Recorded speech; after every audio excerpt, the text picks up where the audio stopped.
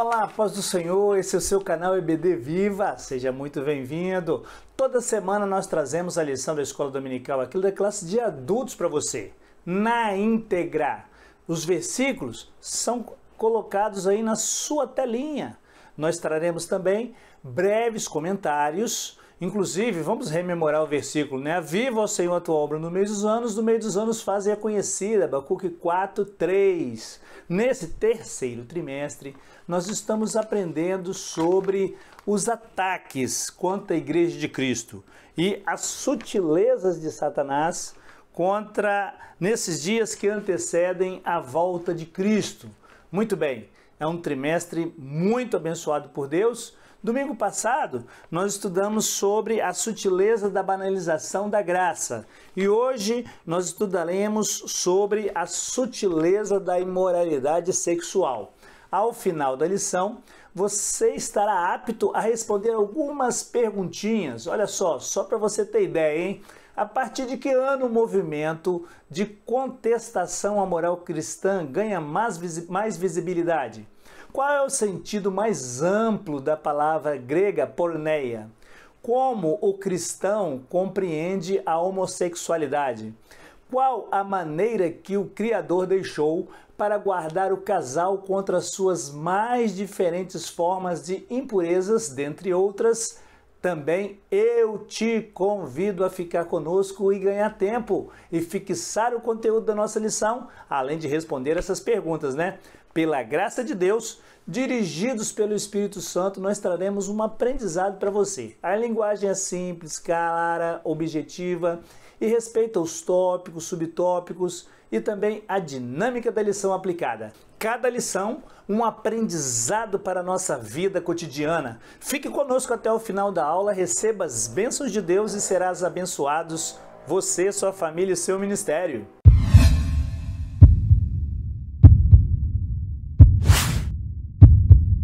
Olá, paz do Senhor, eu me chamo Pastor Júnior Pimentel e este é o seu canal EBD Viva. Você que já é inscrito, meu muito obrigado, chegamos aos mil inscritos, né? Muito obrigado por você estar conosco. Se quiser, você pode clicar no sininho, também receber em tempo real as nossas atualizações. Nossa aula vai sempre ao ar segunda-feira às 19h30.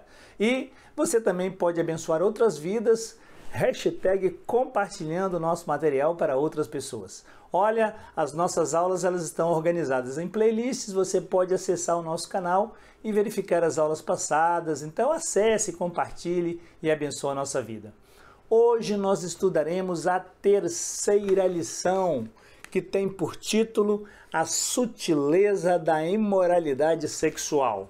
Muito bem, nós já vamos aproveitar o tempo e ir ao texto áureo, que encontra-se registrado em 1 de Coríntios, capítulo 6, versículo 18, que diz assim: fugir da prostituição, todo pecado que o homem comete é fora do corpo, mas o que prostitui peca contra o seu próprio corpo.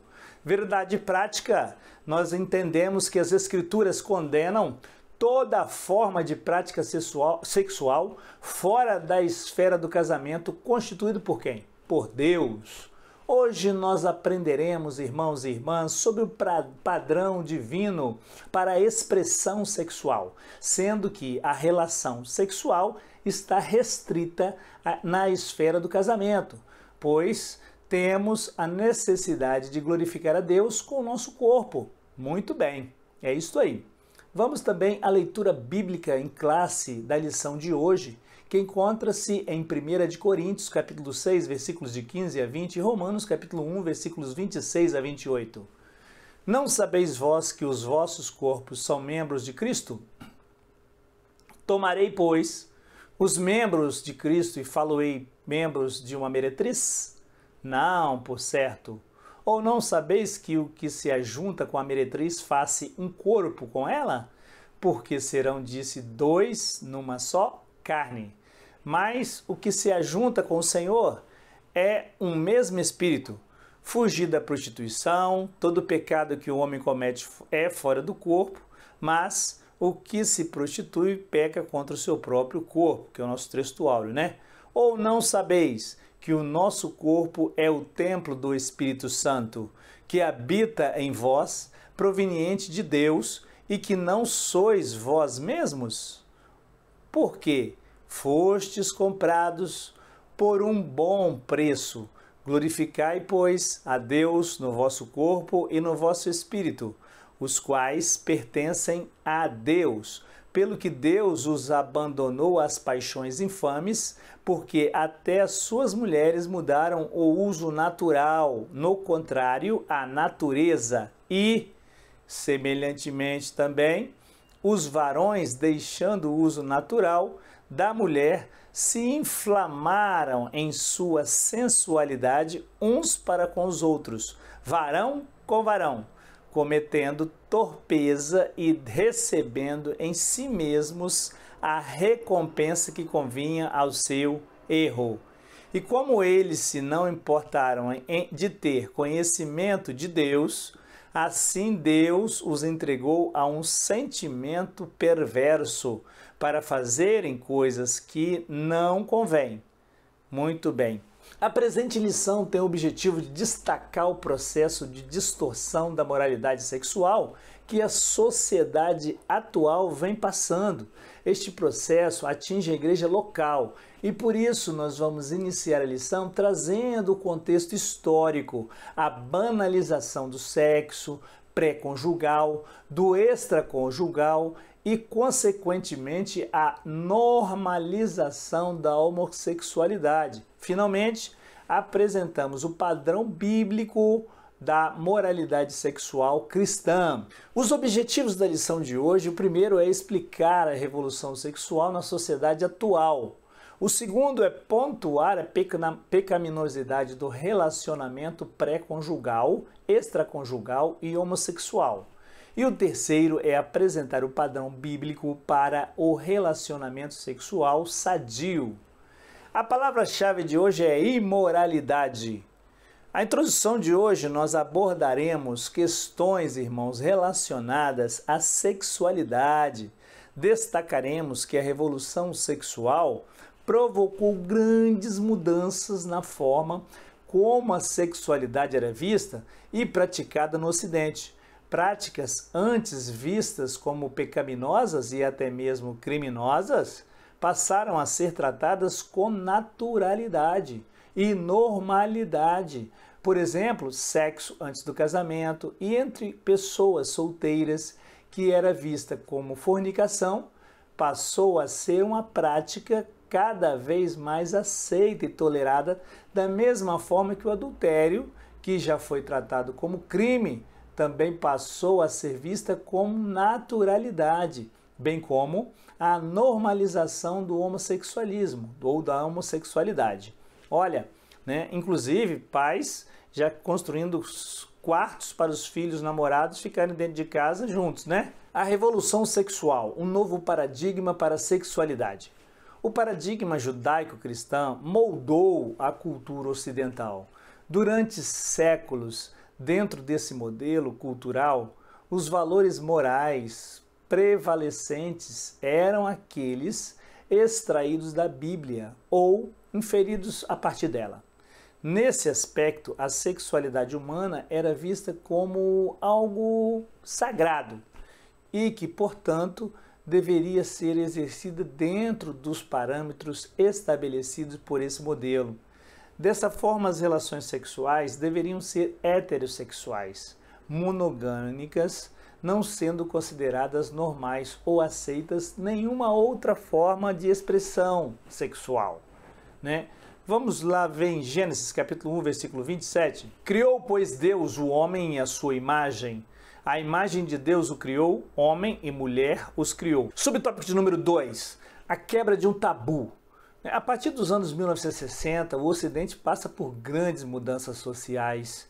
Os movimentos de contestação, principalmente da moral cristã, dos bons costumes, ganham cada vez mais visibilidade com a chegada da TV e a contracultura chega com muito mais força para normalizar aquilo que era normal, anormal, de uma forma muito mais presente nos lares. Os historiadores observam, por exemplo, que a contracepção e a nudez em público e outras formas alternativas de sexualidade, bem como a legalização do aborto, foram fenômenos que começaram a ganhar força na nossa sociedade ocidental, né? E a partir dessa época, de 1960 para cá, a forma de sexualidade, conforme defendida pelo cristianismo, passou a ser considerada um tabu a ser quebrado, ou quadrada, né? A partir dos anos 80, cresce a indústria pornográfica e a relação sexual antes do casamento torna-se uma prática cada vez mais aceita. Isso a televisão trouxe mesmo para dentro dos lares, né? Sentindo uma pressão social e cultural, muitos dentre os evangélicos passam a fazer concessões. Essa nova moralidade, a relação sexual entre pessoas solteiras, o relacionamento extraconjugal e a homossexualidade passa a ser vista com mais naturalidade. Isso foi penetrando na sociedade. Sinopse 1. A revolução sexual trouxe um novo paradigma para a sexualidade moderna. Vamos aí a um auxílio apologético da lição de mestre. A vida humana e a sexualidade tornaram-se as questões morais divisoras de águas de nossa época. Todos os dias, o ciclo de 24 horas de notícias relata o avanço de uma revolução moral secular em áreas como sexualidade, aborto, suicídio assistido, homossexualidade e transgenerismo. A nova ortodoxia secular está sendo imposta por intermédio de quase todas as grandes instituições sociais, mídias, academias, escolas públicas, Hollywood, com cinema, né? Corporações privadas e a lei.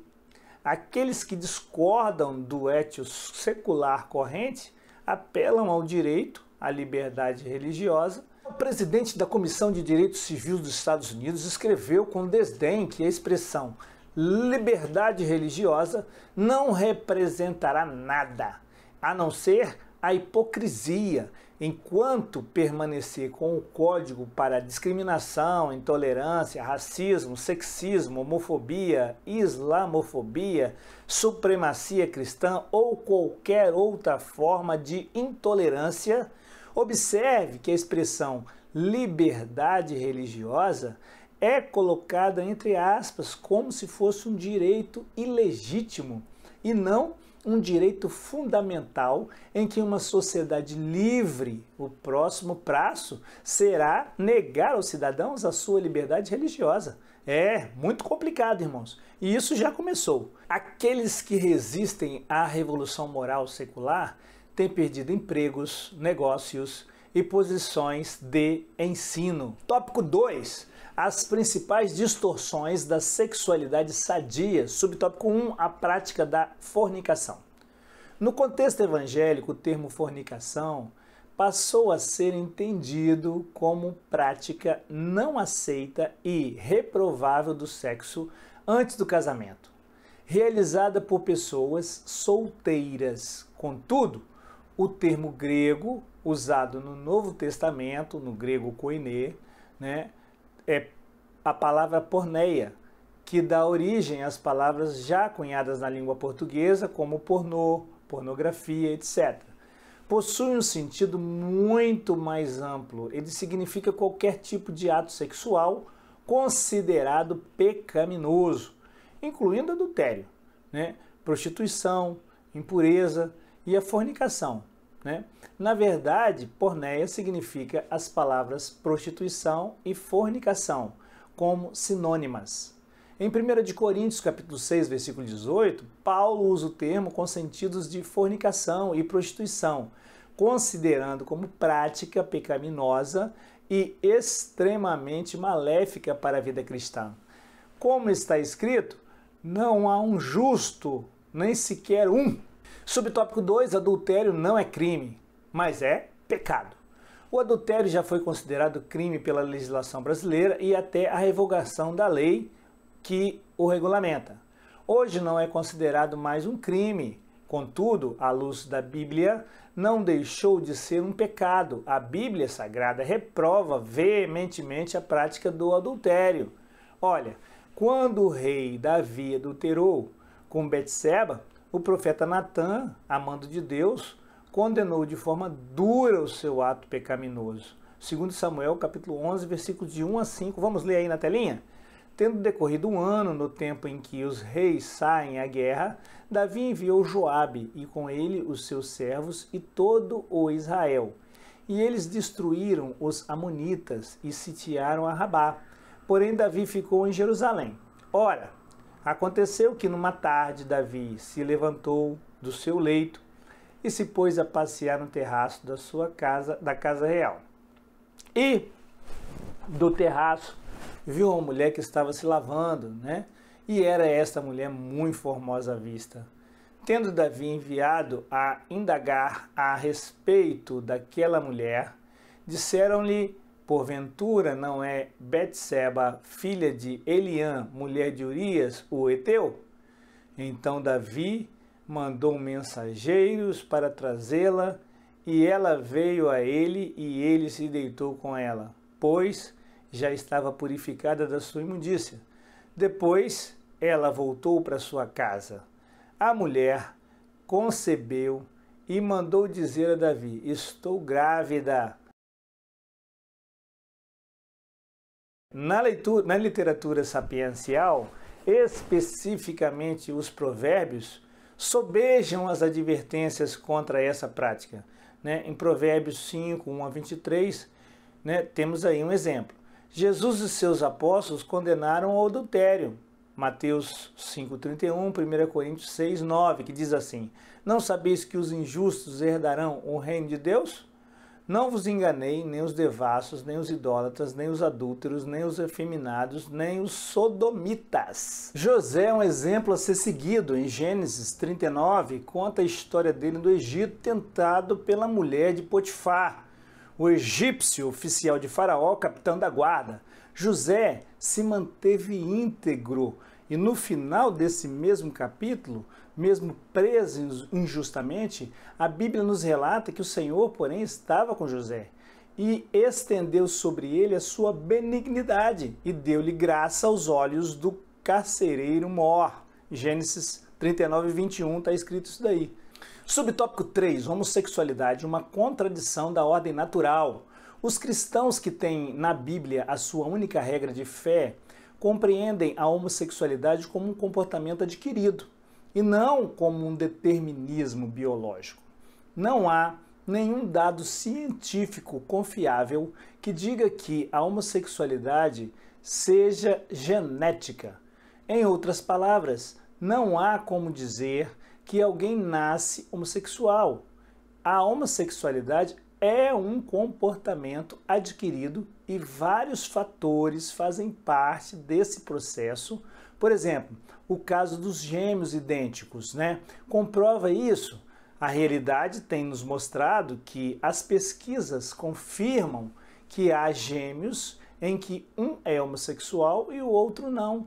Então, se a homossexualidade fosse genética, isso jamais aconteceria. Em outras palavras, os dois gêmeos, os dois, seriam homossexuais, pois possuem a mesma constituição genética. Assim, os cristãos conservadores que amam a palavra de Deus e o corpo de Cristo entendem que a reprovação da prática homossexual se dá por conta desta ser contrária à ordem natural da criação, conforme registrada na Bíblia e não um fruto de preconceito. Romanos 1, 26. Pelo que Deus os entregou às paixões infames, porque até as suas mulheres mudaram o uso natural, no que é contrário à natureza. E ainda em 1 Timóteo, capítulo 1, versículo 10, para os devassos, para os sodomitas, para os roubadores de homens, para os mentirosos, para os perjuros e para o que for contrário a essa doutrina. Estes, estão em pecado. Os dois anjos que chegaram a Sodoma ao anoitecer, e Ló estava sentado à porta da cidade, quando os avistou, levantou-se e foi recebê-los. Prostrou-se o rosto em terra e disse: meus senhores, por favor, acompanhem a casa do seu servo. Lá poderão lavar os pés, passar a noite, pela manhã seguir caminho. Não, Passaremos a noite na praça, responderam. Mas ele insistiu tanto com eles que finalmente o acompanharam e entraram em sua casa, e Ló mandou preparar-lhes uma refeição e assar pão sem fermento.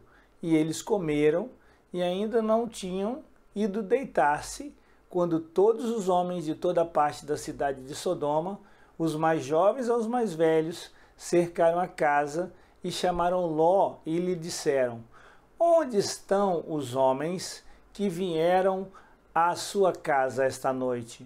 Traga-os para nós aqui fora, para que tenhamos relações com eles. Nos versículos seguintes, irmãos, nós observamos a execução cabal das cidades.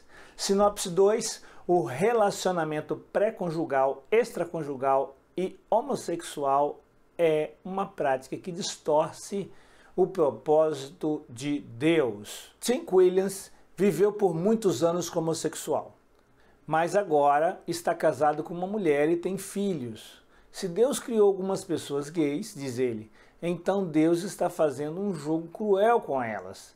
Ele projetou as mentes e emoções para a atração pelo mesmo sexo, mas criou a sua fisiologia em oposição direta a esta atração. Não podemos ser pessoas completas quando as nossas emoções estão em guerra com a nossa fisiologia. O ideal é a integração, a harmonia entre nossas identidades sexuais e psicológicas. Muito bem, tópico 3, o padrão bíblico para uma sexualidade sadia. Subtópico 1, o sexo atende a uma necessidade da criação. Uma das principais razões da prática sexual está associada à procriação. Deus disse para o primeiro casal multiplicar e encher a terra. Gênesis, capítulo 1, versículo 28. Vamos ler? E Deus os abençoou, e Deus lhes disse: frutificai e multiplicai-vos, encheis a terra e sujeitai-a, e dominai sobre os peixes do mar, e sobre as aves dos céus, e sobre todo o animal que se move sobre a terra.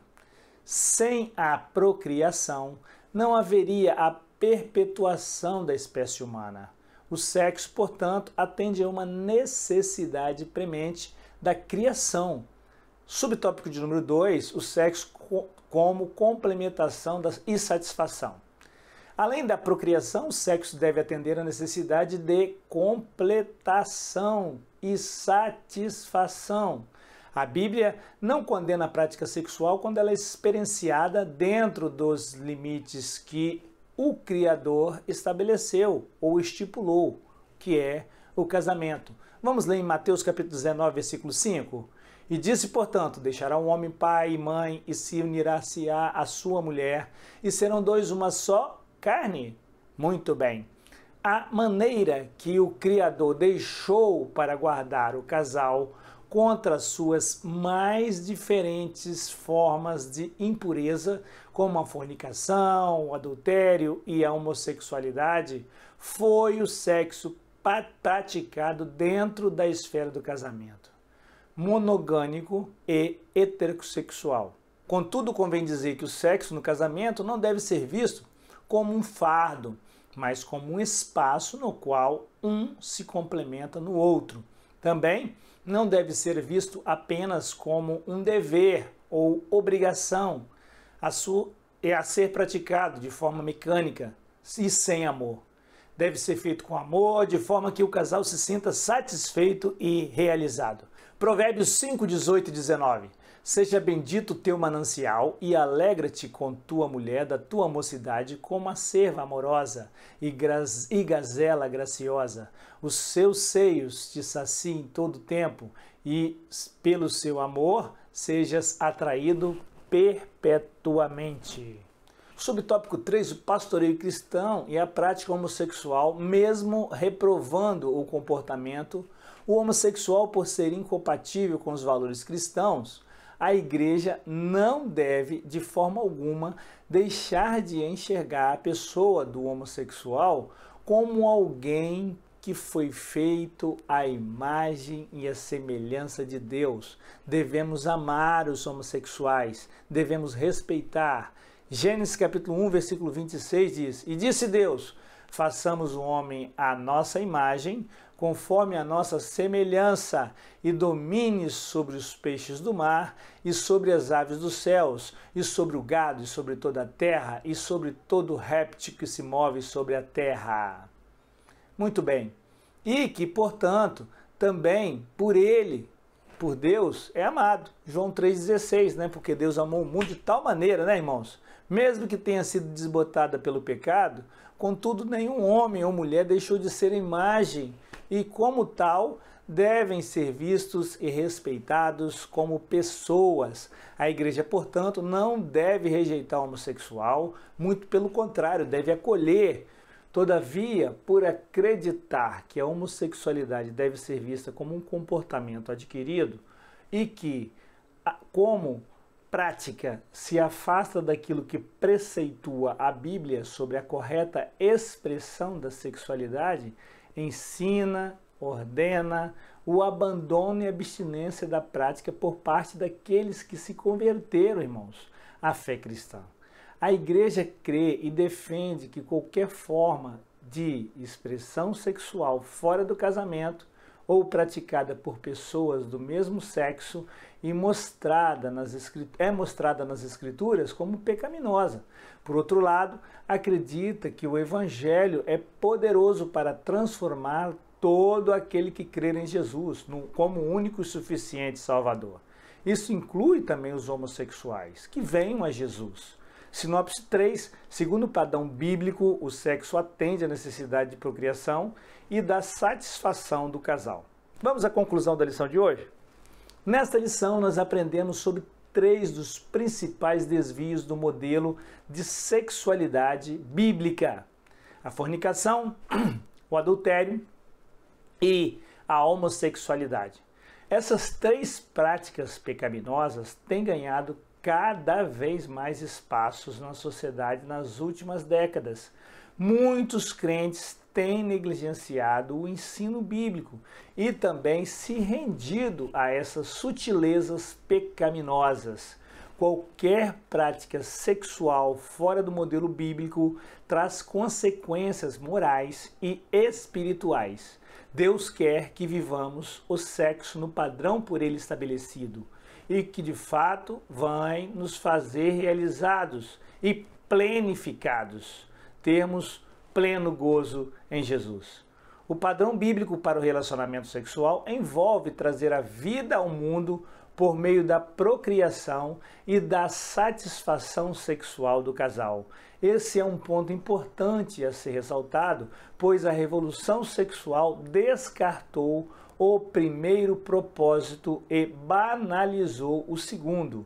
É preciso adequar, do ponto de vista bíblico, o propósito de Deus para o relacionamento sexual sadio. Muito bem. Nossa meditação de hoje, final, é Salmos 128, de 1 a 6. Bem-aventurado aquele que teme ao Senhor e anda nos seus caminhos, pois comerás do trabalho das tuas mãos, feliz serás e te irá bem. A tua mulher será como uma videira frutífera ao lado da tua casa. Os teus filhos como plantas de oliveira à roda da tua mesa.